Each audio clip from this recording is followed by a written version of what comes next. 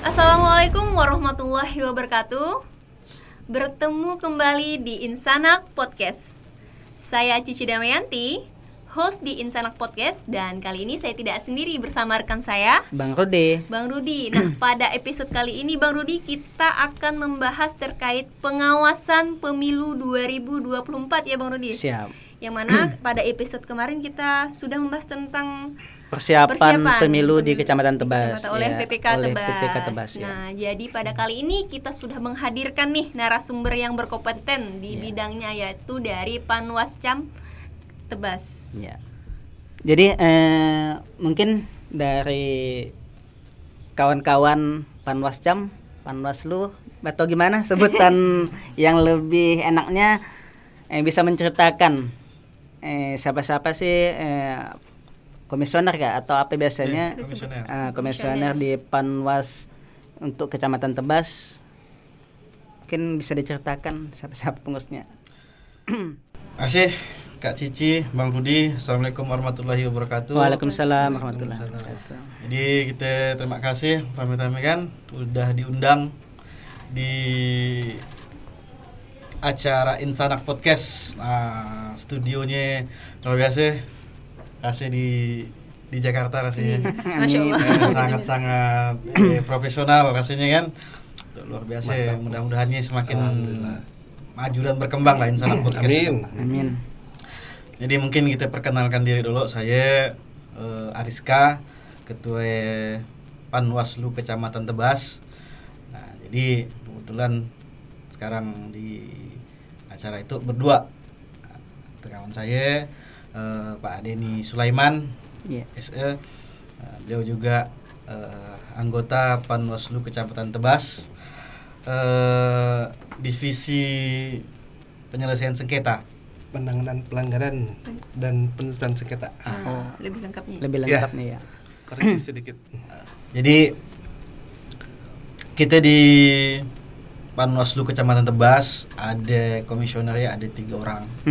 Saya selaku ketua, Ariska, kemudian ada Pak Denny Sulaiman, kemudian ada Pak Bujang Sulaim. Ya. Nah, bertiga.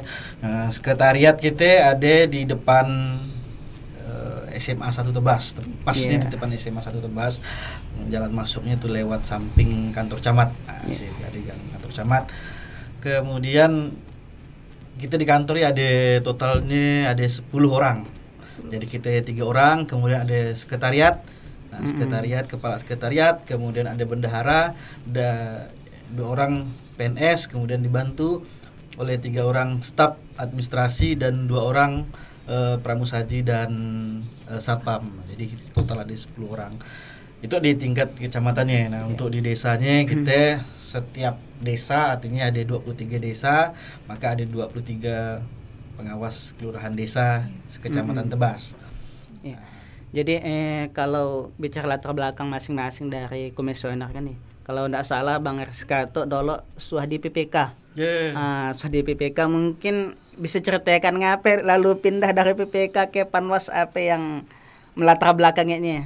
Jadi di kepemiluan itu sebenarnya saya awal mulai sekali ya di 2014 waktu zaman-zaman masih kuliah ya. Waktu zaman-zaman masih kuliah ya ikutlah namanya relawan demokrasi.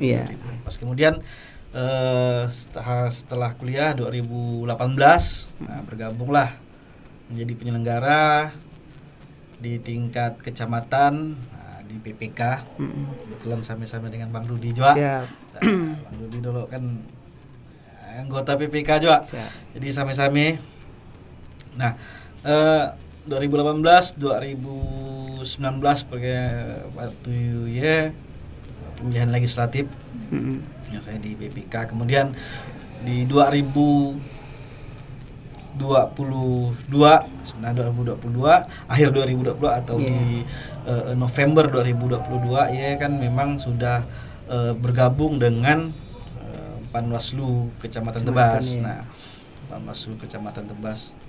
Tapi sebelumnya juga jadi 2020 saya langsung bukan pindah sebenarnya, memang cuman kita mencoba hal-hal yang baru. Ya. Kalau di PPK kita sebagai penyelenggara secara administratif kan. Iya.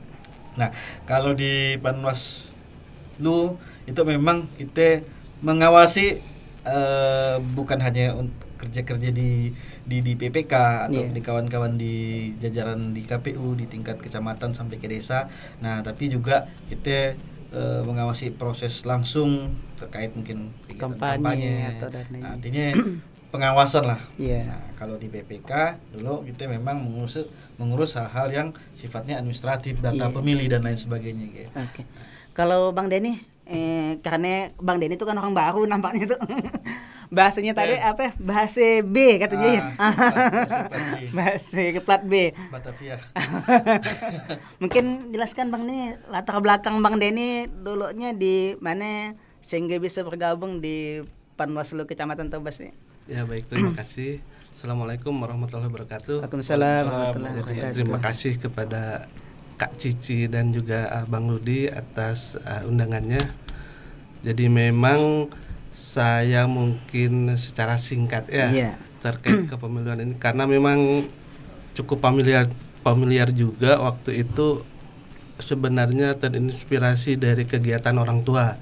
Orang tua tuh memang seperti langganan lah kena tunjuk menjadi ketua KPPS. Ya. Karena termasuk salah satu tokoh masyarakat waktu itu beliau tuh. Jadi hal-hal seperti kepemiluan nggak asing lagi gitu kan. Ya. Nah, kemudian udah mulai waktu itu cobalah jadi anggota KPPS tapi di tempat lain setelah memang ayah saya udah pensiun lah dari kepemiluan gitu kan ya. Itu memang pas pertama nyoba juga itu udah di Kalimantan Barat gitu kan. Iya, malah di Jawa Barat waktu itu memang enggak hanya sebagai pemantau aja ngeliat gitu kan. Nah, kemudian itu 2014 kalau nggak salah, ya 2014 KPPS.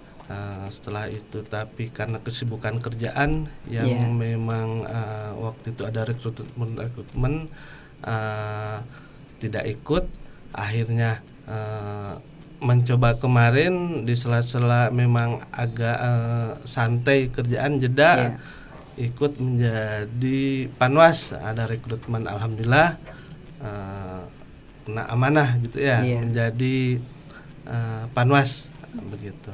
Mungkin itu secara singkat. Ya. Itu secara singkatnya ya Pak. Nah, jadi kita berbicara tentang Panwas nih, orang kan pasti tahu tugasnya itu mengawasi. Nah, sebenarnya bisa dijelaskan secara spesifik dari baik Bang Denny maupun Bang Ariska itu apa saja sih yang diawasi, mungkin dari teman-teman Insanak Kreatif ataupun teman-teman yang menonton khususnya itu kurang mengerti ya spesifiknya itu seperti apa. Seperti itu, silakan Bang. Baik. Jadi untuk Panwaslu di tingkat kecamatan atau di jajaran Panwaslu di tingkat kecamatan itu tugas-tugas kita memang adalah secara umum adalah mengawasi proses atau jalannya pemilu di 2024. Nah, kalau tadi saya sebutkan memang kita sudah dimulai di bulan November 2022. Nah, jadi November 22 itu kita sudah mulai melakukan pengawasan. Nah, yang pertama kali memang kita awasi adalah ataupun yang kita awasin terkait dengan pertama rekrutmen PPK, kemudian kita juga melakukan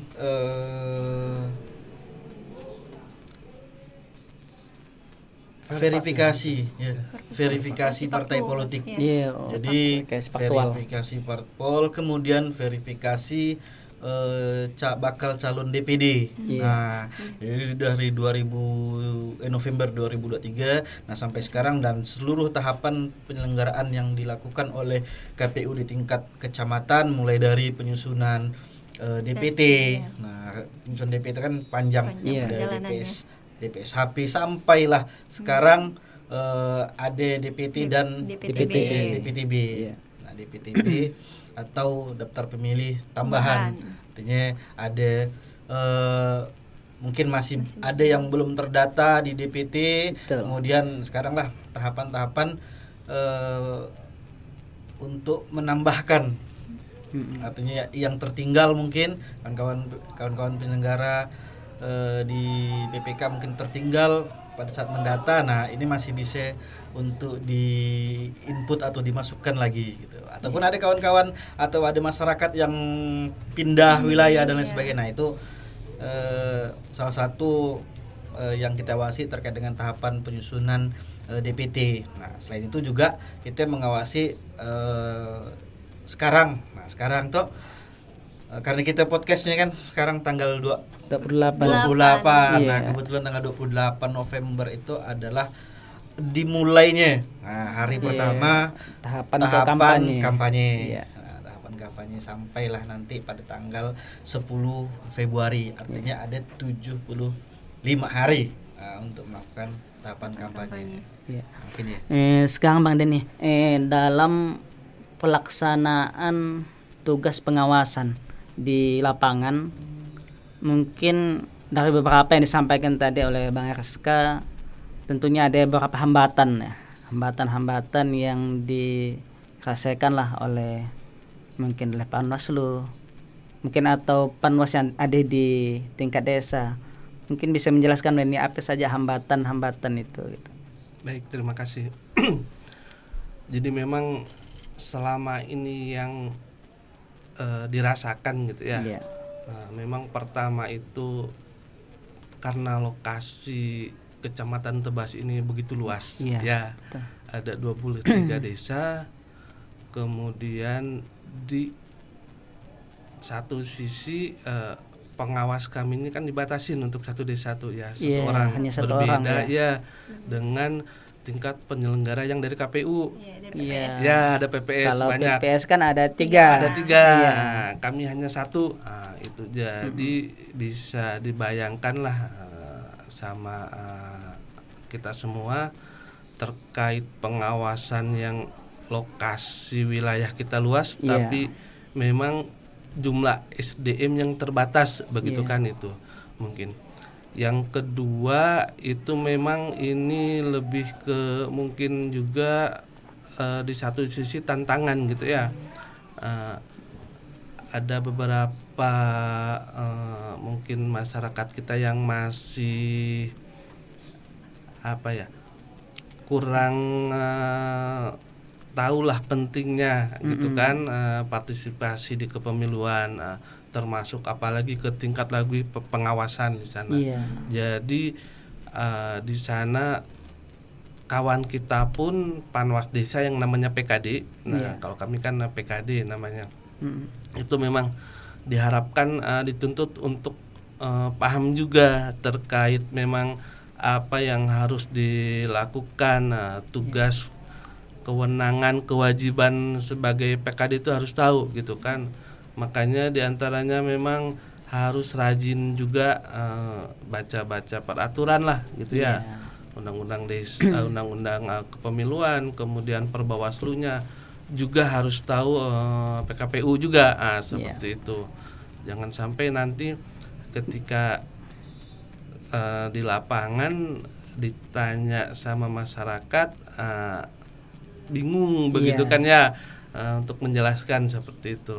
Makanya alhamdulillah di tingkat kami kecamatan sendiri itu ada rakor minimal kadang seminggu sekali kami ngumpul di kantor Sekre Panwaslu untuk bisa diskusi lah gitu. Untuk mengatasi hambatan-hambatan yang ada di lapangan lah. Betul ya seperti itu. Nah, jadi kan tadi Bang Denny juga menyebutkan terkait dengan partisipasi masyarakat ya. Seberapa penting sih partisipasi masyarakat dalam menjaga integritas pemilu dan bagaimana agar masyarakat itu dapat berpartisipasi untuk mengawasi jalannya pemilu, bukan hanya nanti dijalankan oleh Panwas ataupun PKD, jadi mereka juga ikut terlibat langsung. Baik, terima kasih. Jadi memang seberapa penting, sangat penting sekali gitu ya partisipasinya, karena memang untuk menciptakan negara yang demokrasi kuat itu harus rakyatnya sendiri turut di sana berpartisipasi, karena kita akan menentukan di pesta demokrasi itu yang namanya pemilu, nanti menentukan pimpinan kita 5 tahun ke depan gitu. Jadi diawali dengan tingkat partisipasi masyarakatnya, kesadaran gitu kan.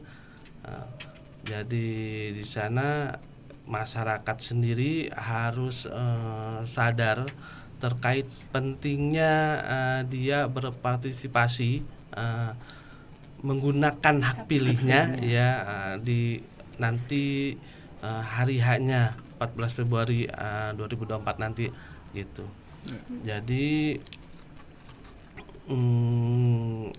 apa diantaranya kalau dari kami sendiri itu kemarin sudah ada kegiatan ya, itu diantaranya sosialisasi ke kelompok pemilih tertentu, misalkan disabilitas lah, disabilitas gitu ya. Mungkin ke sekolah, perempuan termasuk ke sekolah, itu pemilih pemula, betul itu ya terkait itu. Dan sambil kita ajak juga, ayo awasi bersama gitu kan, sesuai memang semboyan Bawaslu bersama rakyat awasi pemilu gitu kan. Bersama Bawaslu tegakkan pemilu, karena itulah dia kita ini dengan rakyat tuh ya sama juga lah gitu ya, bagian gitu kan. Jadi ayo bersama-sama. Jadi pengawasan ini bukan memang sih secara institusional, itu adalah tugas, kewenangan, kewajiban Bawaslu sendiri. Tapi rakyat sendiri juga lah harus ikut mengawasi gitu. Apalagi yang kita pilih ini adalah calon pemimpin kita nanti ke depannya. Mungkin untuk Pak Ketua Herska nih, Bang Herska. Jadi bagaimana untuk meningkatkan pemahaman kepemiluan, pemahaman pengawasan terhadap jalannya pemilu. Ya, jadi makasih Bang Rudi. Jadi untuk meningkatkan pemahaman, memang kita di Bawaslu ada beberapa program. Salah satunya adalah kita melakukan sosialisasi kepada masyarakat, baik itu secara langsung maupun melalui media online, media sosial, Facebook, Instagram.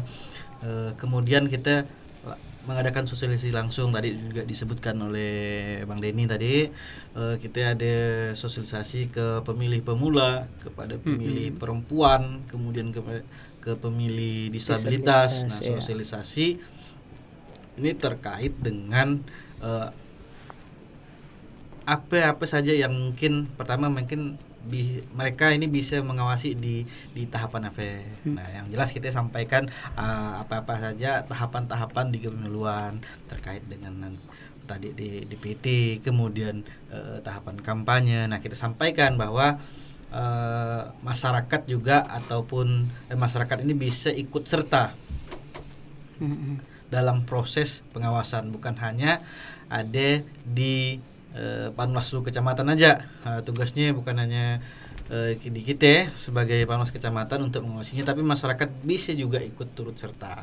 Nah, pemahaman itu memang kita sampaikan, kita melalui media sosial terkait dengan informasi mungkin apa saja yang tidak boleh dilakukan oleh kalau di tahapan kampanye, apa saja yang tidak boleh dilakukan oleh calon. Kalau terkait di daftar pemilih misalnya kan, seperti apa sih misalnya kalau kita tidak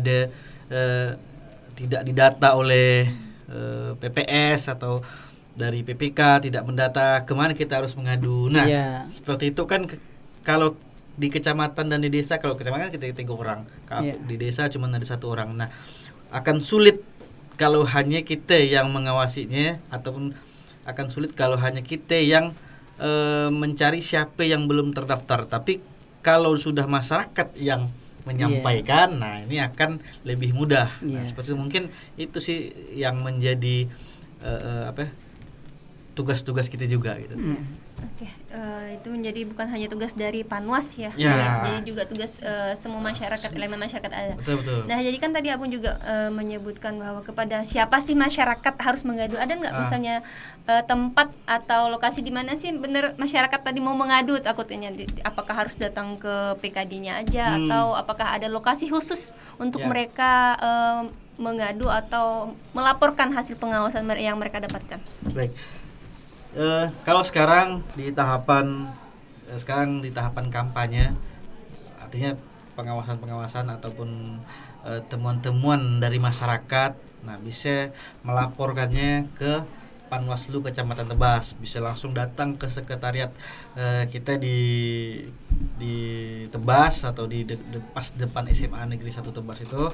Nah, atau bisa juga kalau di desa bisa langsung bertemu dengan pengawas kelurahan desanya di situ. Nah, tinggal bisa sampaikan karena sekarang kita sudah membentuk posko untuk pengaduan pelanggaran di tahapan kampanye. Nah, artinya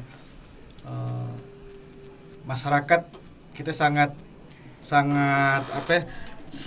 memerlukan sebenarnya bantuan dari masyarakat dalam proses pengawasan itu. Ya tadi saya katakan karena tidak mungkin kita melakukan pengawasan 24 jam full, ya kan. Nah, tentu yang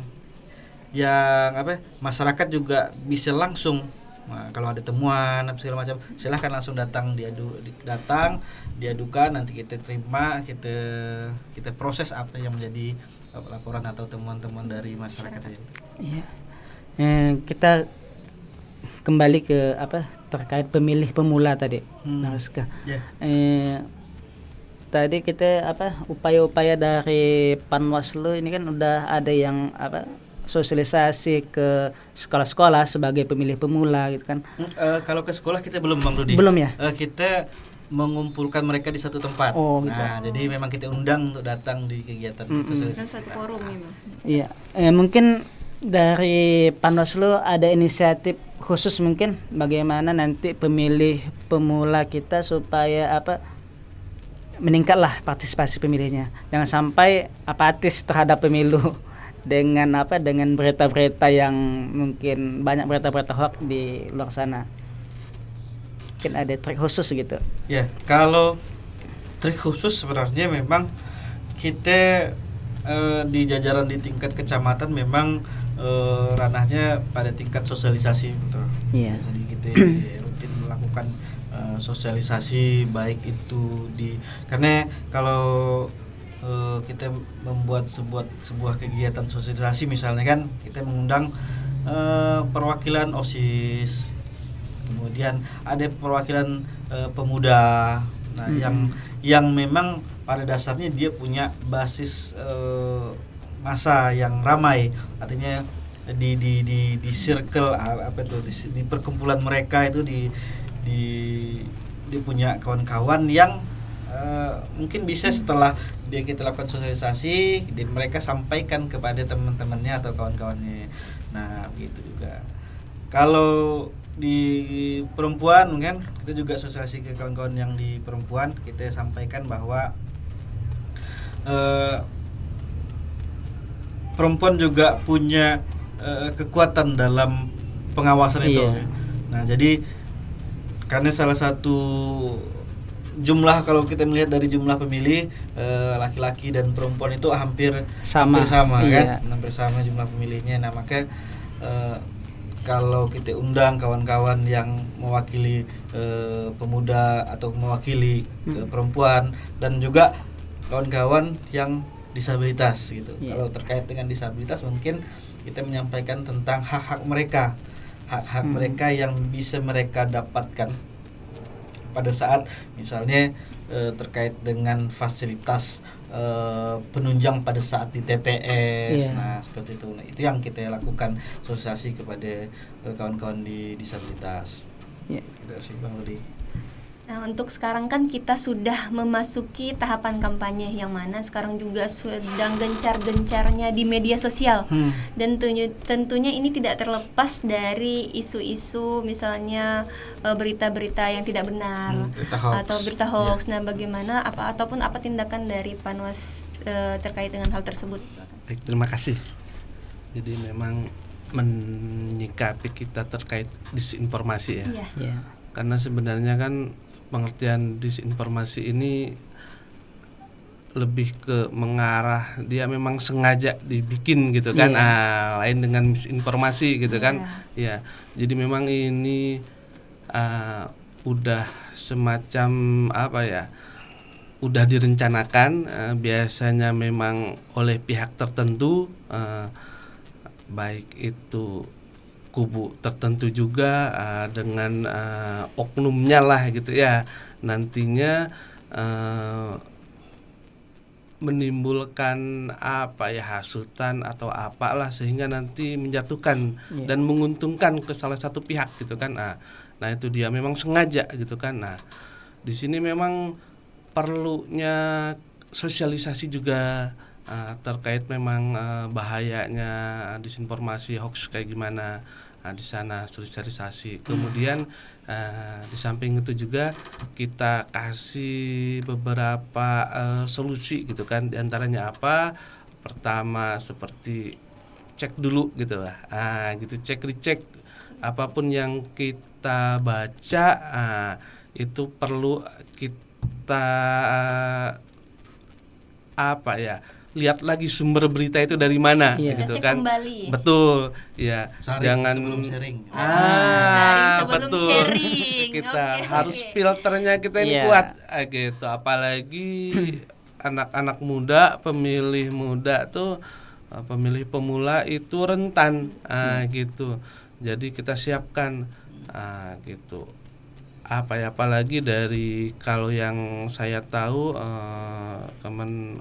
Info juga kan menggandeng dengan beberapa instansi yang lain termasuk kepolisian, itu gencar-gencarnya memberantas situs-situs yang memang palsu atau apalah gitu kan gitu.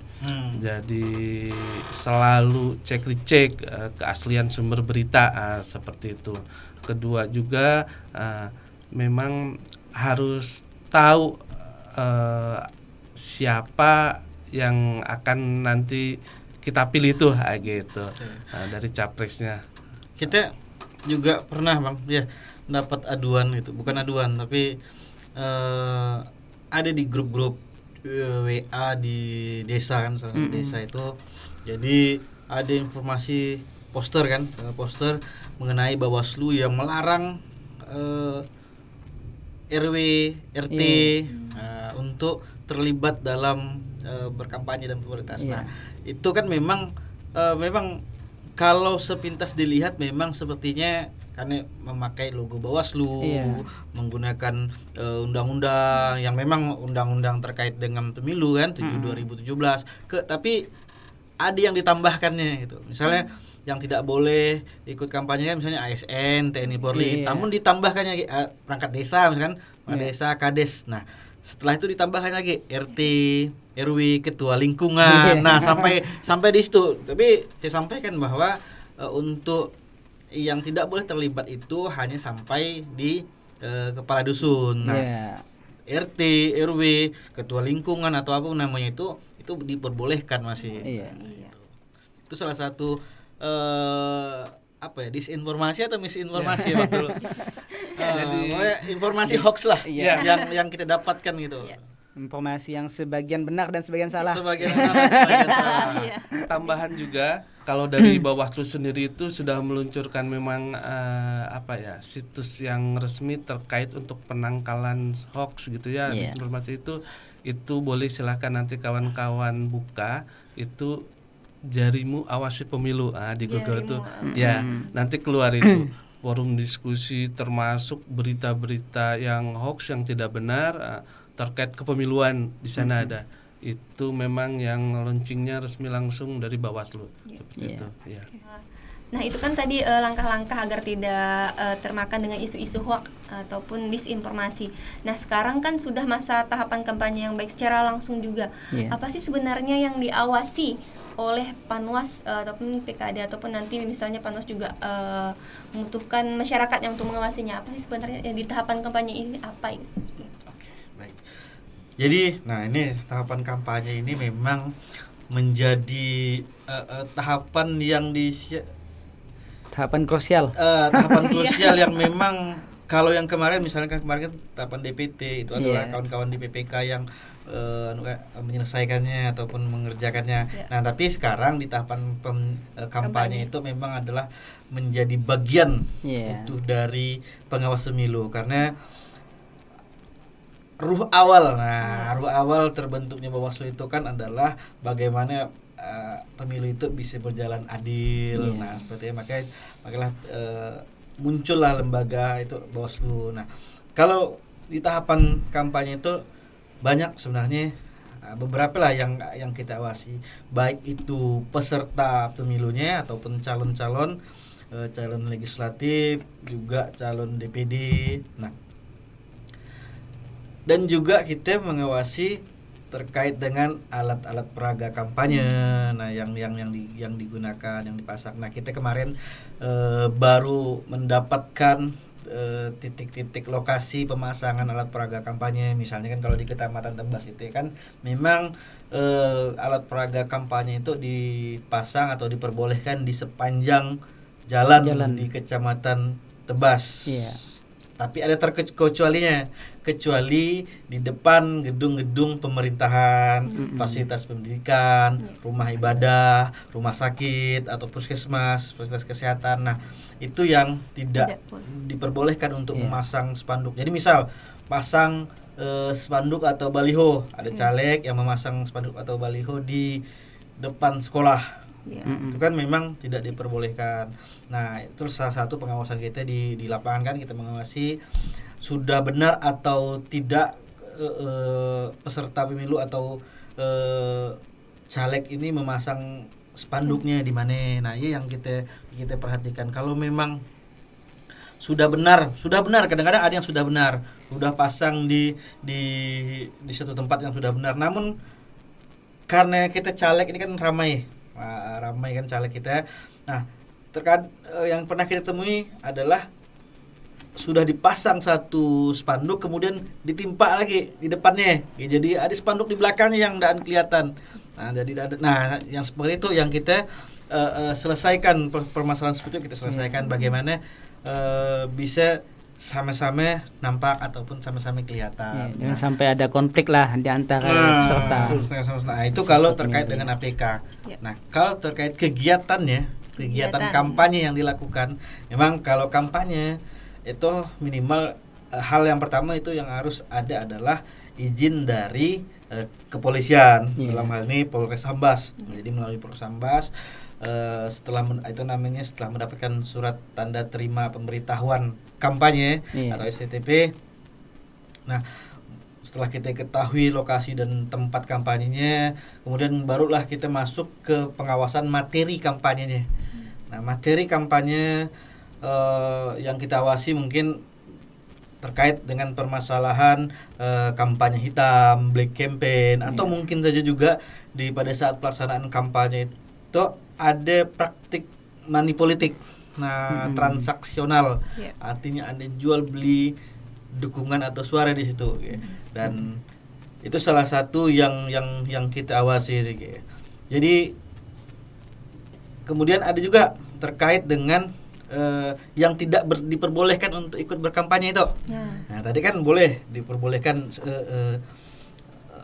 caleg kampah. Nah, ada bagian masyarakat yang tidak boleh ikut dalam proses kampanye itu. Nah, kalau berdasarkan Undang-Undang 7 2017 tentang pemilu, nah yang tidak diperbolehkan itu adalah TNI, Polri, ASN, kepala desa, dan perangkat desa. Nah, itu memang kadang-kadang memang menjadi dilema. Kadang-kadang kan memang, apalagi misalnya ada kampanye di suatu desa.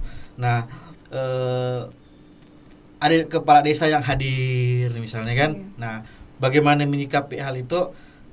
Memang secara aturan memang kepala desa, perangkat desa itu tidak boleh terlibat dalam proses kampanye. Hadir dalam kampanye misalnya kan. Nah, kadang-kadang kalau hadir dalam kampanye ini kan ada sesuatu yang ibaratnya menunjukkan dukungan.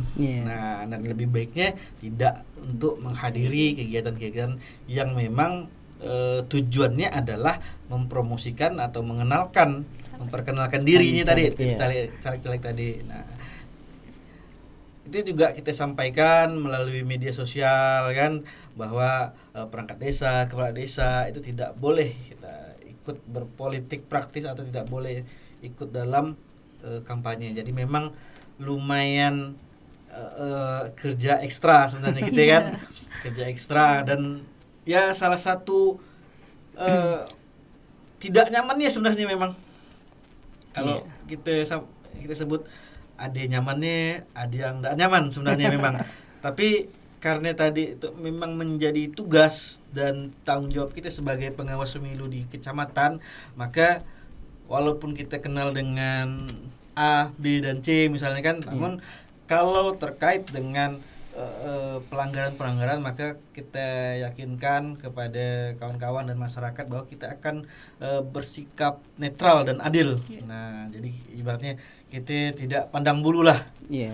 Kalau kawan waktu sebelum sebagai penyelenggara pemilu, kalau sudah menjadi caleg dan lain sebagainya, kita tetap kawan. Cuman memang untuk duduk bersama, memang tidak dihindari. Karena itu memang bersama diskusikannya pastinya akan menimbulkan kecurigaan. Memang kadang-kadang itu rasa tidak nyamanin. Memang tapi kalau sudah masuk ke dalam jajaran pengawas pemilu, memang sikap pertama yang kita harus ada adalah sikap tidak nyamanan ini harus ada. Udahlah, enggak apa-apa. Yang penting kita sampaikan bahwa itu yang tidak boleh, itu yang boleh. Kalau terjadi pelanggaran, bagaimanapun siapa dia, kita tidak melihat IAG. Jadi tetaplah pelanggaran, maka kita akan memberikan sanksi yang sesuai aturan. Sesuai aturannya. Nah, mungkin inilah. Jadi memang banyak. Jadi saya tertarik tadi terkait money politik. Mungkin di masyarakat kita 1-2 lah mungkin yang melaksanakan ya kan tanpa memberikan pemahaman politik kepada masyarakat. Mungkin di dalam kampanye ada batasan misalkan peserta kampanye dihadirkan kemudian dikasih transport baliknya. Apakah dibolehkan ataupun misalkan hanya dengan budget sekian, misalkan 10.000, 20.000 gitu. Tapi ada batasan-batasan seperti itu. Nah, terkait dengan money politik itu kan mungkin ya memang benar kalau setiap kegiatan kampanye itu memang kadang-kadang ada memberikan uang transport, uang ataupun makan, minum. Nah, terkait makan, minum, transportasi itu memang juga sudah diatur dalam keputusan KPU. Nah, keputusan KPU terkait dengan makan, minum, transportasi, pelaksanaan kampanye. Nah, cuman kalau secara nasional memang karena keputusan KPU itu karena secara global atau nasional, maka dia menentukan berdasarkan nominal wajar yang ada di tingkat desanya atau di tingkat kabupaten maksudnya. Jadi nominal wajar yang ada di tingkat kabupaten. Misalnya kalau transportasi misalnya kan, nah biasanya kan menyesuaikan dengan perda yang ada. Berapa sih transportasi normal yang ada di Kabupaten Sambas gitu kan? Misalnya 100.000. Misal. Karena nanti akan keluar aturan lagi mungkin. Nanti akan keluar aturan terkait dengan berapa sih jumlah nominal yang bisa digunakan. Nah, untuk misalnya transport itu 100.000 dan nah ini kita juga menunggu aturan yang terbaru. Apakah ini boleh diberikan dalam bentuk uang ataupun diberikan dalam bentuk misalnya BBM-nya, bensinnya, dan seperti itu. Nah, jadi memang menyesuaikan di masing-masing wilayahnya ataupun masing-masing kabupaten yang ada ataupun provinsi lah. Nah, kalau kita misalnya dari 100.000 tiba-tiba diberikan ongkosnya 500.000 misalnya kan. Nah, artinya sudah menyalahi, sudah melanggar. Nah, yang seperti itu memang hal-hal yang kecil yang sulit untuk kita deteksi, tapi kita sulit untuk kita lihat ataupun kita dilakukan oleh orang, tapi kita bisa melihat bahwa sebenarnya ini tidak sesuai dan sesuai aturan, bahwa bukan tadi saya berikan contoh kan tidak 500.000 transfer itu harusnya 100.000 aja. Nah, itu pun kita masih, tapi sekarang kita masih menunggu terkait dengan regulasi terbaru berapa sih nominal yang dapat diberikan. Jadi mungkin pertanyaan terakhir, pesan atau saran harapan kepada masyarakat terkait pengawasan dan upaya-upaya kita untuk meningkatkan partisipasi pemilih. Mungkin yang pertama ke ketua dulu. Atau ke Bang Denny dulu. Bang Denny dulu. Boleh. Baik, ya.